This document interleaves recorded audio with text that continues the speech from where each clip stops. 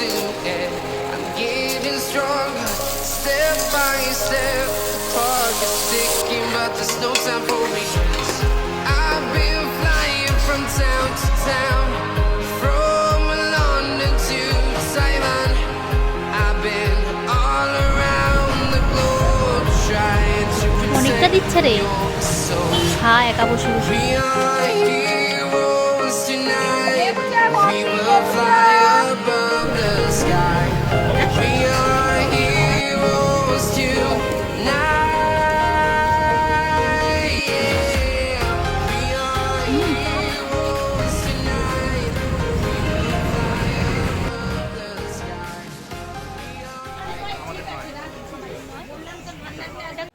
Hi guys, welcome back to my channel. আজকের দিনটা ছিল সোমবার, আর আগের দিন যেহেতু আমি বাপের বাড়ি থেকে এসেছি, ঘরে ঢুকেই দেখি ঘরের অবস্থা খুবই খারাপ। মানে যখন আমি ঢুকেছি দেখে মনে হলো যেন কোনো জেন্টস হোস্টেলে ঢুকে পড়েছি। মানে যেরকম ছড়ানো ছিটানো অবস্থা, মানে যেখানে জামা খুলে রেখেছে সেখানেই রয়েছে, খেয়ে এঁঠোটা পর্যন্ত মোছেনি। এত নোংরা ঘরে আমি একদম থাকতে পারি না। তাই কালকে রাতে আমি কিছুটা গুছিয়েছি আর আজকে সকালে গুছিয়েছি, তাই আমার একটু দেরি হয়ে গেছে। তাই আমি দুজনে মিলে রান্নাটা বানাচ্ছি। সকালবেলা ও উঠে আবার মাটন নিয়ে এসেছে, ওটা বানাতে হবে। তো আর এদিকে আমি লাল শাকের গোড়াটা যে দিকটা বাঁধা থাকে ওদিকটা কেটে নিয়েছি, এরপর আমি ধুয়ে নিয়েছি। কাটার পর যদি ধোয়া হয় তাহলে শাকের রঙটাও চলে যায় এবং টেস্টটাও নষ্ট হয়ে যায়।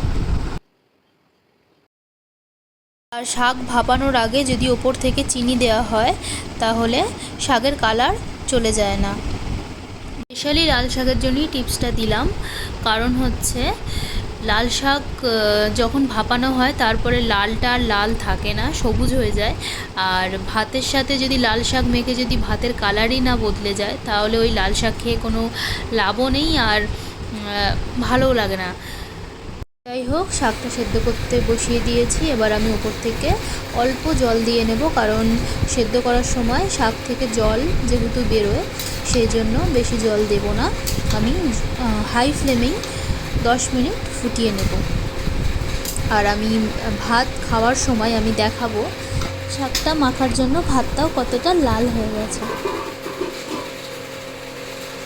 আর এদিকে 10 মিনিট পর আমি ফিরে এলাম, আর শাকটা সিদ্ধ হয়ে গেছে। দেখো লালচে ব্যাপারটা রয়েছে, একদম চলে যায়নি। এটা না দিলে কিন্তু লাল শাকটা ভাপিয়ে নেওয়ার পরে সবুজ হয়ে যায়, দেখেছি বা তোমরাও দেখেছো, বুঝতেই পারছো কালারটা কীরকম হয়েছে। তো চলো ওদিকে ফটাফট শাকটা ভেজে তুলে রাখি। আদি আবার বলেছে ও আজকে মাটন রান্না করবে। ও অ্যাকচুয়ালি বাড়ি থেকে অফিস করছে, তো অফিস করতে করতেই ও মাটনটা বানিয়েছে। তো এদিকে শাকটা ভাজার জন্য আমি কিছুটা কুচানো পেঁয়াজ, 2টো শুকনো লঙ্কা আর কয়েক কোয়া রসুন দিয়ে দিয়েছি। আর এরপর দিয়ে দিলাম সিদ্ধ করা শাকটা। এরপর আমি ওপর থেকে একটু লবণ দিয়ে দিচ্ছি। লবণ অল্প পরিমাণে দেবে যাতে বেশি নুন না হয়ে যায়, কারণ হচ্ছে শাকে অলরেডি নুন থাকে। আর এরপর দিয়ে নিলাম আমি একটু হলুদ। তারপর ভালো করে নেড়ে ছেড়ে 5 মিনিট মতো নেড়ে ছেড়ে আমি শাকটাকে নামিয়ে নেব, তাহলেই শাক রেডি। দিলাম উপর থেকে 2টো কাঁচা লঙ্কা, তারপর নেড়ে ছেড়ে নামিয়ে নেব। এখানে শাক ভাজা একদম রেডি হয়ে গেছে। এখানে হচ্ছে মাটন আদি সবই মশলাপাতি দিয়ে কষিয়ে কাশিয়ে নিয়েছে। এখানে প্রায় শেষের দিকে আমি নেড়ে ছেড়ে নামিয়ে নিচ্ছি। আর এদিকে হচ্ছে ঝিঙা পোস্ত, যেটা আমার জন্য হচ্ছে। আদি তো খাবে না পোস্ত, ও ভালোবাসে না, বাট আমি পোস্ত খেতে ভালোবাসি। চলো এদিকে আদিকে তাড়াতাড়ি খেতে দিয়ে দিই। ওর 2টোর মধ্যে খেতে দিতে হয় যেদিন বাড়ি থেকে অফিস থাকে, কারণ ওর 2টোর পরে মিটিং আছে, সেই মিটিংটা অ্যাটেন্ড করতে হয়। তো তার জন্য আমায় 2টোর মধ্যে ওকে খাবার রেডি করে দিতে হয়।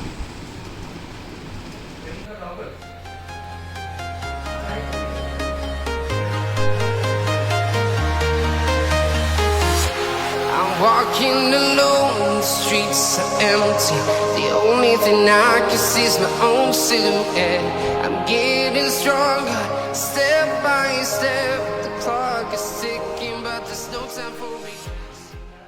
মা আবার বলে যে মাংস যেদিন খাবি সেদিন শাক খাবি না, বাট অনেকটা শাক করে ফেলেছি, যে এর জন্য আদিকে শাক ভাজা দিচ্ছি আর কিছুটা পোস্ত দিচ্ছি। খেলে খাবে, না খেলে না খাবে, বাট আমি জানি ও খাবে না, জাস্ট দিচ্ছি। আর এই হচ্ছে ওর ফেভারিট মাটন। ও সবসময় মাংসই খায়, বাট আমি যখনই রোজই আমি শাকসবজি খাওয়ার চেষ্টা করি, আর যখনই খাই ওকে একটু হলেও জোর করে খাওয়ানোর চেষ্টা করি, কারণ সবসময় মাংসটা খাওয়াটা ঠিক না, একটু শাকসবজিও খেতে হয়।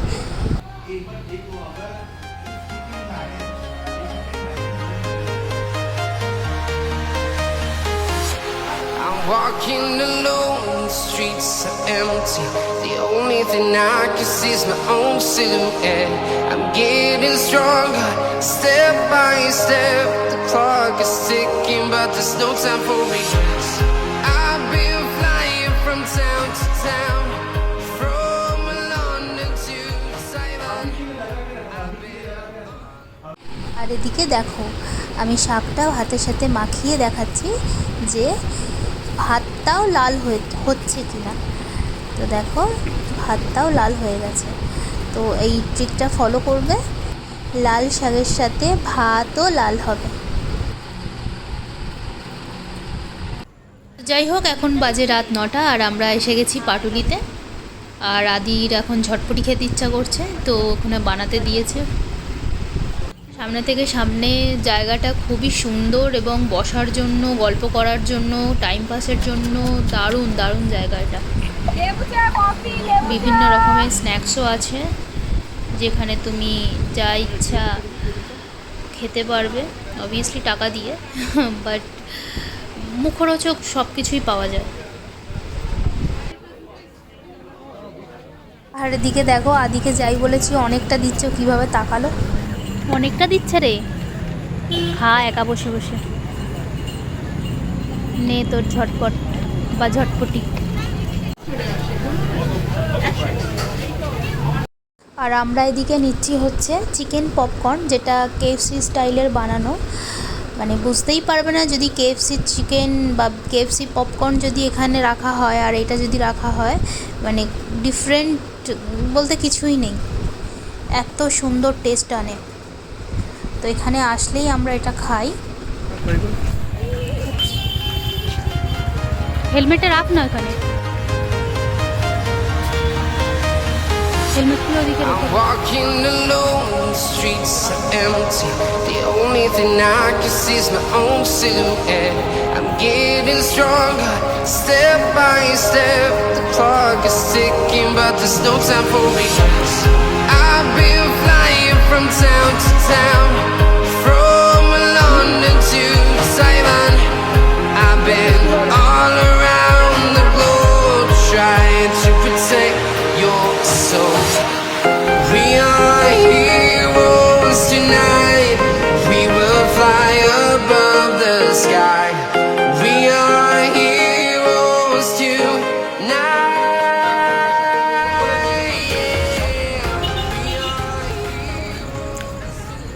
এই আন্টিটার থেকে আমরা মোমো খাই। আজকে নিয়েছি ফ্রাইড মোমো।